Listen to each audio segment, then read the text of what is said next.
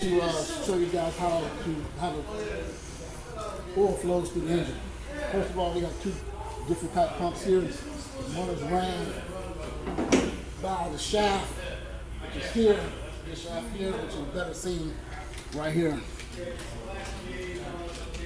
It turns this, and in turn, it turns the pump to get fluid going through.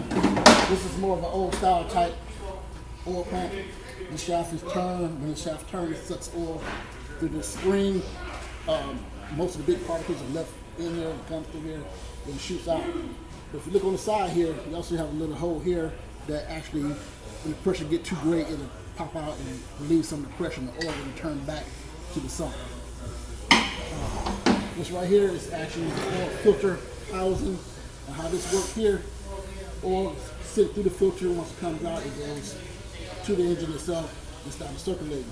And on this here, you have two different switches. One is a pressure switch and one is a temperature switch. And what it does is in the wintertime, it heats the oil up, and in the summertime, it cools the oil.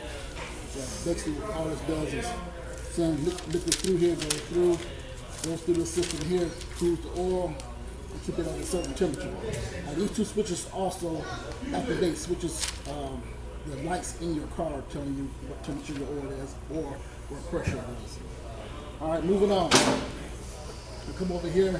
Once the oil is started circulating from the oil pump, it comes through your shaft. When it comes through your shaft, it goes through your different, I call them bellows, but they're called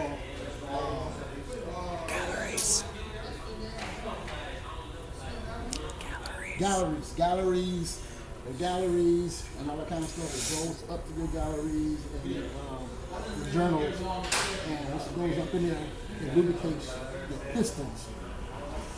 First is the crankshaft, then it's your pistons, the piston rings, the side walls of the piston, piston pin, all the stuff that's at the bottom. Also lubricates the counterbalance. This is all engines don't have this, but this engine here has a counterbalance, which it actually lubricates all that. Once it goes through and lubricates that stuff there, it goes up to your galleries, up to the top part of the engine, which is right here. And I'll show you what you do better on this one. Once it comes up, it's lubricating your camshaft. Your camshaft here, it lubricates your knobs, your rocker arms, your springs, your caps, your followers. Some have connecting pusher rods in here, depending on what type of engine you're working on. It lubricates all the components up here at the top. And then it pushes that over to the front part of your engine. And this right here is your cam phaser actuator. And what this does, this pushes the oil to your phaser, the cam phaser, which is right here, and to balance it out so that the engine can be balanced. And while it's doing that, it also lubricates the timing chain. And once all the oil is pushed from the bottom up through all your ports and everything, and lubricating all this stuff up here, and start lubricating your timing chain, the cam phaser, and all that stuff, the oil then drains back down thugh here, back to your oil pan, and recycle itself back over.